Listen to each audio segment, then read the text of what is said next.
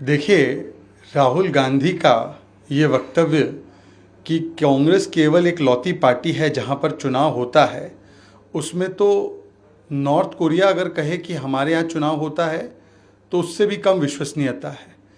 राहुल गांधी की पार्टी कांग्रेस एक पार्टी नहीं, एक पारिवारिक फर्म है और वहाँ पर चुनाव के नाम पर ताजपोशी होती है। इसीलिए क्या आपने दुनिया में कहीं पर ऐसा उदाहरण देखा है कि चुनाव लड़ने से पहले प्रत्याशी मैडम की मंजूरी लेने जाते हैं?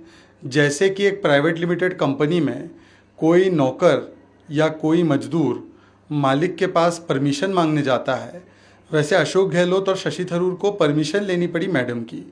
तो ये तो चुनाव नहीं है, ये फ्री एंड फेयर नहीं, ये फेक एंड फैब्रिकेटेड है। और ये तो खुद कांग्रेस के लोग कहते हैं कि इलेक्टोरल रोल्स अभी तक सार्वजनिक किए नहीं गए हैं।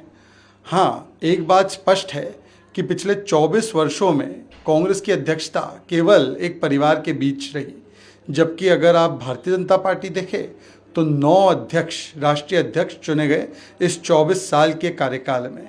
और यही दिखाता है कि आज कांग्रेस पार्टी आंतरिक लोकतंत्र मुक्त है, आंतरिक चुनाव मुक्त है, परफॉर्मेंस को परिवार के ऊपर रख नहीं पाती और केवल परिवार युक्त है।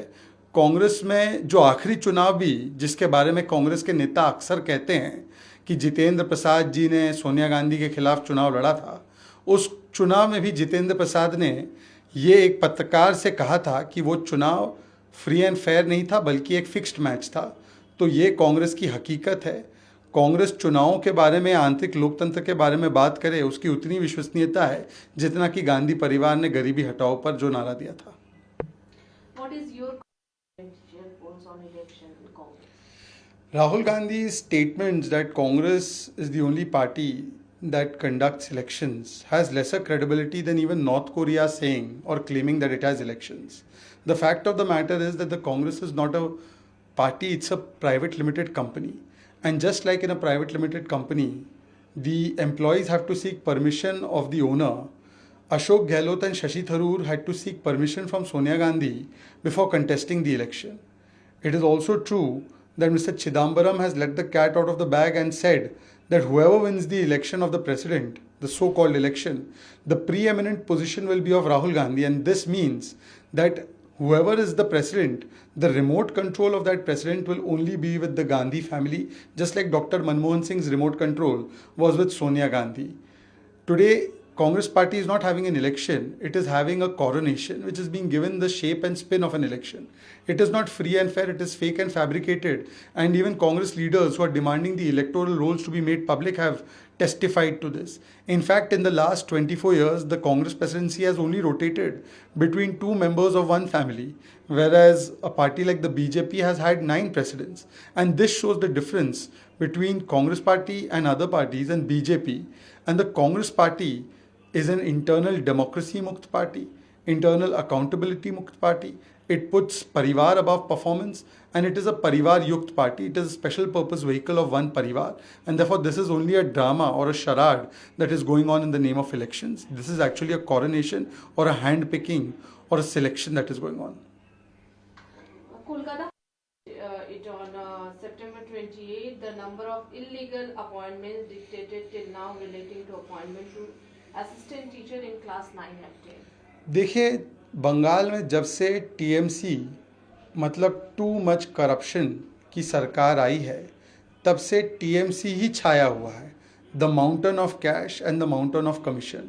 और हमने देखा कि किस प्रकार से वेस्ट बंगाल में इंस्टीट्यूशनलाइजेशन ऑफ करप्शन और करप्शन ऑफ एवरी इंस्टीट्यूशन हो चुका है। चाहे वो कट मनी स्कैम हो, चाहे वो कोल स्कैम हो, चाहे वो कैटल स्मगलिंग स्कैम हो, चाहे वो एसएससी स्कैम हो, जिसमें कि खुद हाईकोर्ट ने सीबीआई की जांच के लिए आदेश दिए थे, जिसमें कि ममता दीदी के खासम खास नेता पार्था चैटर्जी को जेल की सलाखों के पीछे डाला गया।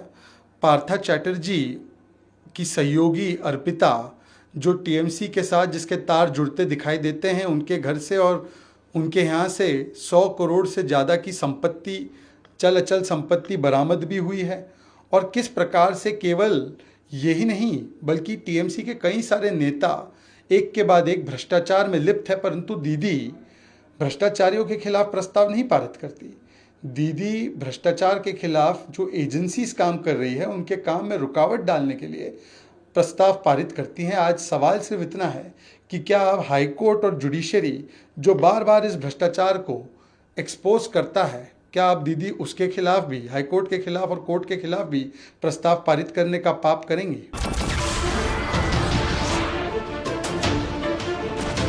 नमस्कार, मैं हूं संदीप चौधरी। अगर आपको ये वीडियो पसंद आया हो तो इसे लाइक और शेयर जरूर करें, और हाँ, हमें सब्सक्राइब और फॉलो करना ना भूलें ताकि आप देश और दुनिया की कोई खबर मिस ना करें। तो जुड़िए हमारे साथ और देखते रहिए News 24।